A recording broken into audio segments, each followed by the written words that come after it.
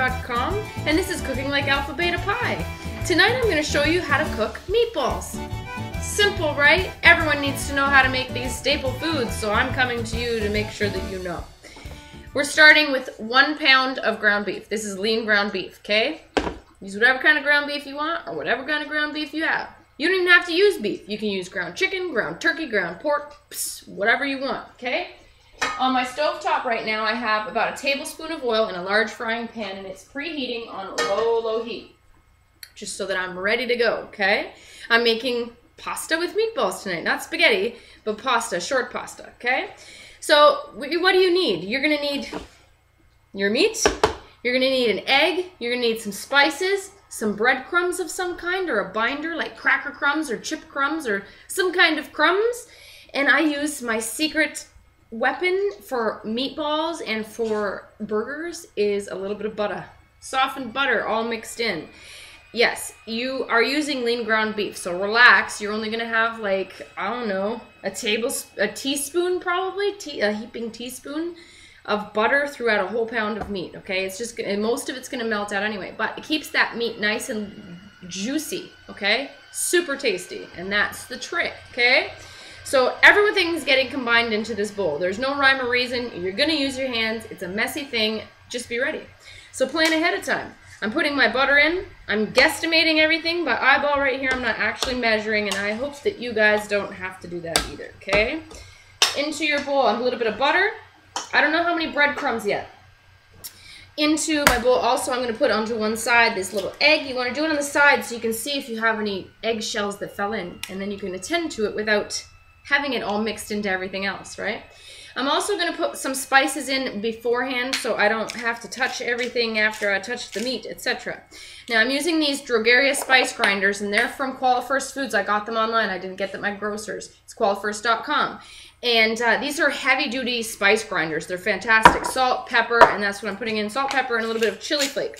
Now when you're using their chili flake, please use it sparingly. You will be so surprised at like 2 or 3 little chunks that you can actually see that fall in there is extremely spicy. It's not like using those whole chili flakes like you get at your Italian restaurants and those, you know what I mean? The whole chili flakes that aren't freshly ground.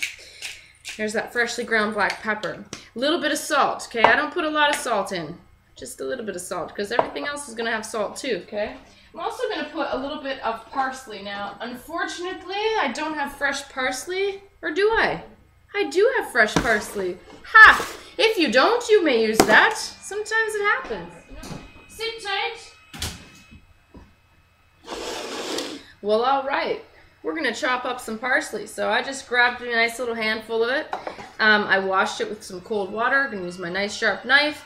Please keep your hands away from the blade, but put your hand on top of the blade so that you can rock it back and forth. Hold that tip down at one end and work your way through that pile, okay? Then you scrape it off your knife, you reorganize it all in a nice little pile again, and you do the same thing until you get a nice consistency that you're happy with, okay? I want this to be nice, finely minced. I don't want a big hunk of parsley for any reason in my mouth when I'm eating a meatball.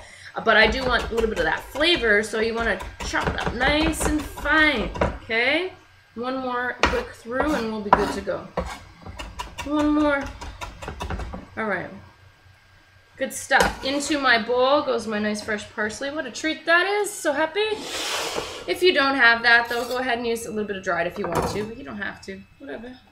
Now, if you wanted to, you may also use any dried or fresh form of basil, thyme, oregano. Got me? Have fun. If not, whatever, be more simple. Okay, I am going to be smart and I'm going to measure out a cupful of my breadcrumbs. Now these aren't just any breadcrumbs. You can use whatever breadcrumbs you like, but tonight I had actually made a focaccia bread the other day. And with that bread, I just buzzed it up into some breadcrumbs because I needed them for tonight. And what's even better than breadcrumbs that are seasoned exactly the way you want to for the exact dish you're making, right? So in my bread, I had a little bit of, a couple of those herbs, some parsley, some basil, some thyme, a little bit of oregano. Good stuff, right? Okay, so I put probably half of that in, and I'm going to see what the wetness is, okay? Okay, so be ready. You're about to use your hands, okay? Make sure they're nice and clean. You're going to use your hands and you're going to test the wetness of the mixture, okay? Now you got this egg in here and that's going to give you quite a bit of wetness. Now you don't have to use an egg either. You may just put breadcrumbs in if you want to, or just use the meat. But sometimes the meat is very wet and it just doesn't stick together. It's kind of all loose and things. So that's where the breadcrumb comes in and it sticks it all together. Now an egg helps bind it as well because when egg cooks, it solidifies.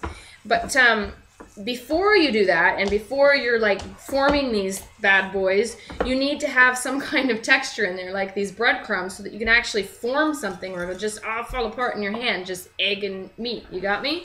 So you need to have some kind of semblance of a meatball, like actual substance, not just gooey meat.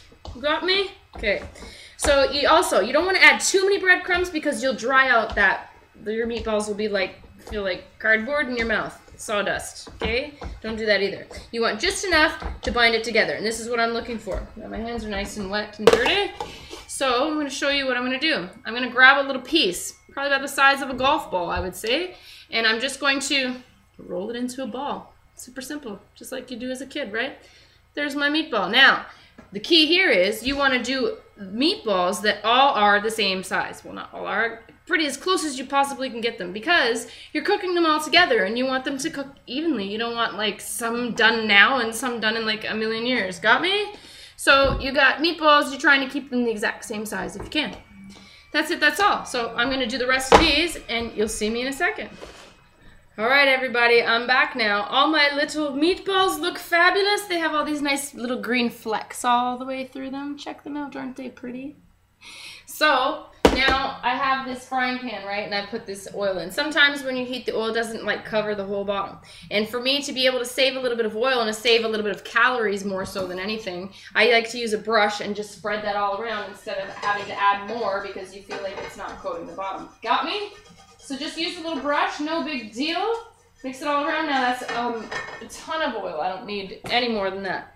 Now this recipe made a whole bunch of meatballs. I don't know how many I have. 2, 4, 6, 8, 10, 12, 14, 16, 18, 20, 22, 24. We'll say 2 dozen. Okay? I'm only going to cook up a dozen today. A dozen of them are going to go into a resealable plastic bag, laid flat with them all lined up pretty, into the freezer, and they're just perfect for when you need them again for another meal just like this, okay? So into my pan that's already preheated, sizzle sizzle, are going 12 of my meatballs, okay? So all together today I used about 3/4 of a cup of breadcrumbs. Every time is different. Every batch of meat that you get from the store is going to be a little bit different with this water content, etc. So you never know exactly what you're going to deal with. Also, your breadcrumbs might be different. They may be fresh breadcrumbs, they may be dry breadcrumbs, whatever. There's all kinds of things that could come into play, especially if you use different sizes of eggs, right? All that, right? Dried parsley as opposed to the fresh parsley. That could dry it out too. So you just have to eyeball it and feel it. That was about 3/4 of a cup today. Cool? Now instead of using a flipper or tongs or something like that, I do what my mom taught me. I guess what she did, that's what I watched her do. It's what her mom did forever and ever. We use 2 forks. Okay? 1 in each hand. It's so much easier to maneuver than using, this great big contraption, okay? This gives you much more control to be able to turn them exactly the way you want to turn them and which one you want to turn. So the whole point here, it's not going to take long. I'm cooking these on about a medium, just above medium heat, okay? Like a medium high-ish heat. And you're going to cook it on each side for a couple minutes. You want that to brown up. You don't want to have a pink meatball. You don't want to do it too high either, because if you do it too high, the outsides of the meatball cook, and then the inside is still kind of raw, right? You don't want to do that. So you want to cook all those sides first, a little bit slowly, a couple minutes aside until it's all brown. It should be all the way cooked through the center. If you make particularly large meatballs, larger than mine, I guess, if you want larger ones, cook them slower and cook them longer. Make sure you cut in the middle and test one out to see if the center is pink or not. If it's pink, let them go a little bit longer. If it's done, you're good to go. Reserve them to the side, heat up your sauce, make your pasta, you're good to go. Got me? So, you'll see me back here when my meatballs are browned up. Alright, so we're ready to go here. Last little bit, I like to just jiggle them around in the pan a bit to make sure that they get fully cooked. I'm going to take one out and I'm going to try one. Ready? Lovely. They smell good. They look good. They're cooked all the way through. Aren't they pretty? All right. So that's how you do them. Let's see what it tastes like. Super hot. Nice and tender. Not over breadcrumbed so that they're like sawdust and like hard hockey pucks in your mouth. Don't overcook them because you're gonna heat this again, right? Especially if you're a college student, you're gonna reheat this. You're gonna make a ton of pasta, and that's great, and a ton of sauce, and you're gonna reheat this tomorrow. You can put it probably in the microwave, or even if you put it in here, it's gonna overcook those meatballs. You got me? Don't do that. Just cook them enough, and then as you have to cook it and reheat it again, then you know it happens. Whatever. But at least you have some nice, beautiful, tender, fresh meatballs for your pasta the first time. That's for sure. Super good. Now, store those extra ones in the freezer. Super fast, and these are already done. You just bring them out, defrost them, do the same thing we just did. Pasta, and you're done. That's it, that's all. Well, that's how you cook meatballs. I hope you guys enjoyed that and you learned something, and now you'll do it for the rest of your life. All right, everybody, make sure you check out alphabetapie.com. This is Cooking Like Alpha Beta Pie. I'm Kimberly Edwards from cookingwithkimberly.com. Follow me on Twitter at cookingwithkime with a capital E. I hope you like the fan page. It's facebook.com/cookingwithkimberly. My shows are on youtube.com/cookingwithkimberly. And my site is cookingwithkimberly.com.